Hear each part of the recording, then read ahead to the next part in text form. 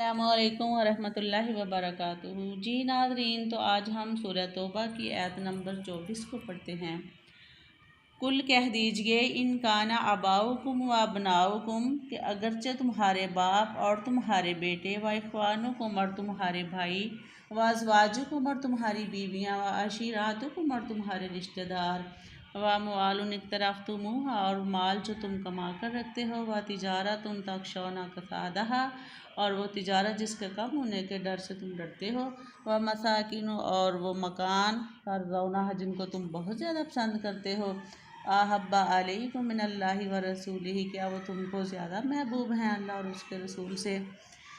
जी नाज़रीन, तो इसमें ये एक सवालिया फ़िक्रा है कि क्या तुमको ज़्यादा पसंद हैं, और ये एक मुसलमान को कैसे पसंद हो सकते हैं, क्योंकि एक मुसलमान के लिए अल्लाह और उसके रसूल सल्लल्लाहु अलैहि वसल्लम की मोहब्बत जो है वो हर चीज़ पर गालिब है, हर चीज़ से अहम है। सहाबा कराम और सहाबियात के सारा जो तरीक़ाकार है आप उसको देखेंगे तो पता चलेगा कि वाकई जो एक ईमान वाला बंदा है उसको अल्लाह और उसके रसूल की मोहब्बत से ज़्यादा कोई चीज़ भी अजीज़ नहीं होती। एक दिन हज़रत मोहम्मद सल्लल्लाहु अलैहि वसल्लम हज़रत उमर रज़ी अल्लाह ताला अन्हो से पूछने लगे, क्या उमर, क्या तुम्हें मुझसे सारे रिश्ते अजीज़ हैं? कहने लगे नहीं, सब आप पर कुर्बान हैं। तो आप सल्लम ने पूछा, क्या जान भी? कहने लगे नहीं। आप आप सल्लल्लाहु अलैहि वसल्लम ने फरमाया, फिर अभी ईमान जो है वो मुकम्मल नहीं हुआ। तड़प उठे हज़रत उमर रज़ी अल्लाह ताला अन्हु, तड़प उठे, कहने लगे अल्लाह के नबी, आप पर मेरी जान भी कुर्बान है। तो आप सल्लल्लाहु अलैहि वसल्लम ने फरमाया, हाँ अब ईमान मुकम्मल हो गया। ये है इशारा मुसलमानों के लिए। अबू सुफियान की बेटी उम्मे हबीबा रज़ी अल्लाह ताला अन्हा मुसलमान हो गई, हिजरत करके मदीना चली गई। तो क्या हुआ कि काफ़ी देर बाद जो था हज़रत उम्मे हबीबा का जो वालिद था, जो अभी मुशरिक था, वो मुसलमान नहीं हुआ था, मिलने के लिए गया। तो बेटी ने क्या किया कि बाप को बैठने नहीं दिया, नीचे से बिस्तर खींच लिया, क्योंकि इसने अल्लाह के नबी का हुक्म नहीं माना, अल्लाह के नबी सल्लम की अताअत नहीं की। यानी कि अपने खून के रिश्ते को जो है वो भी अल्लाह के नबी की मोहब्बत पर जो है वो तरजीह दी। साद बिन वकास रज़ी अल्लाह ताला अन्हो ने इस्लाम कबूल किया। माँ नाराज़ हो गई, कहने लगी नहीं बेटा, मैं खाना नहीं खाऊंगी जब तक तुम इस इस्लाम से जो है वो रूबरदानी अख्तियार नहीं करोगे। तुम क्यों मुसलमान हुए हो? तुम मेरे बड़े लाडले बेटे हो, मैंने तुम्हें बड़े प्यार और मोहब्बत से पाला है। मैं नाराज़ हूँ तुमसे, तब तक बात नहीं करूँगी जब तक तुम इस्लाम नहीं छोड़ोगे। तो कहने लगे, ए वालदा, नबी सल्लल्लाहु अलैहि वसल्लम की मोहब्बत पर एक माँ तो क्या, मैं आप जैसी कई माएँ कुर्बान कर सकता हूँ। मैं इस्लाम से रूबरदानी अख्तियार नहीं कर सकता। बदर का मैदान है, बदर का मैदान है, अल्लाह ने मुसलमानों को फ़तह दी, बहुत सारे लोगों को कैदी कर लिया गया। नबी सल्लल्लाहु अलैहि वसल्लम ने हज़रत अबू बकर सिद्दीक़ से मशवरा लिया कि ये जो सारे कैदी हैं फ़िदिया लेकर इनको छोड़ दिया जाए। फिर हज़रत उमर रज़ी अल्लाह ताला अन्हु से पूछा कि अब क्या करना चाहिए। तो उन्होंने कहा कि हज़रत अली रज़ी अल्लाह ताला अन्हु को उनके रिश्तेदार दे दिए जाएँ, हज़रत अबू बकर सिद्दीक़ रज़ी अल्लाह ताला अन्हु को उनके रिश्तेदार दे दिए जाएँ, हज़रत उस्मान रज़ी अल्लाह ताला अन्हु को उनके रिश्तेदार दे दिए जाएँ, ताकि वो सब उनकी अपने हाथों से गर्दनें उड़ा दें। ये था सहाबा कराम का ईमान और इस्लाम की मोहब्बत, जिन्होंने अपने रिश्तों को दीन पर तरजीह नहीं दी। इन्हीं लोगों के मतलब अल्लाह ने कुरान में फरमाया है, कुल कह दीजिए इन कुंतुम तुहिब्बुनल्लाह, अगर तुम अल्लाह से मोहब्बत करते हो, फत्ताबिऊनी, बस मुझसे मोहब्बत कीजिए, मेरी अताअत कीजिए। युहब्बिबकुमुल्लाहु, फिर अल्लाह तुमसे मोहब्बत करेगा। व यग़फिर लकुम ज़ुनूबकुम, और वो बख्श देगा तुम्हारे गुनाहों को।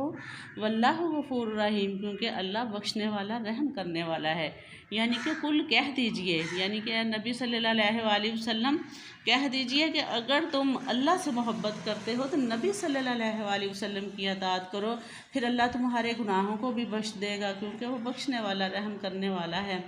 तो आप जिस चीज़ का हुक्म देते सहाबा कराम फ़ौरन उस पर लब्बैक कहते, कोई हिल्लो हुज्जत पेश ना करते, कोई तू तरा ना करते। फ़ौरन उनका मकसद था कि आपकी बात पर जो है वो हमने उसको हुक्म जो है उसकी तमील करनी है। जंग ओहद का वक़्त है, जंग ओहद आ जाती है, आप लब्बैक कहते हुए मैदान के अंदर चले जाते हैं, दुश्मनों से मुकाबला हो जाता है, आप एक गड्ढे में गिर जाते हैं, आपके दांत मुबारक शहीद हो जाते हैं, तो जो दुश्मन की फ़ौज है वो अफवाह फैला देते हैं कि नाउज़ुबिल्लाह मिन ज़ालिक आप शहीद हो चुके हैं, ताकि मुसलमानों के जो वो हौसले हैं वो पस्त हो जाएँ, फ़ौज जो है वो हौसले छोड़ दे।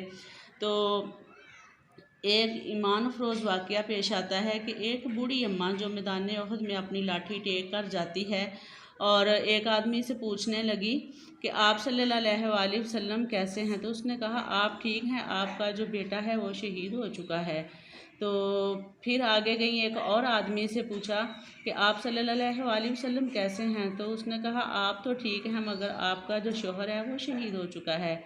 तो फिर एक तीसरे आदमी के पास गई, उससे पूछा कि आप सल्लल्लाहु अलैहि वसल्लम ठीक हैं, तो उसने कहा जी हाँ वो तो ठीक है मगर जो आपका मतलब भाई है वो जो है वो अल्लाह की राह में शहीद हो चुका है, कट चुका है।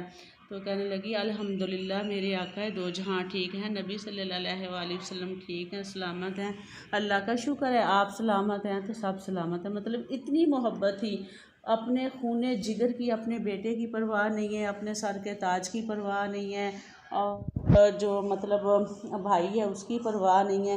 फ़िक्र है तो सिर्फ नबी सल्लल्लाहु अलैहि वसल्लम की फ़िक्र है, उनकी मोहब्बत की फ़िक्र है। तो ये है ईमान वालों का ईमान।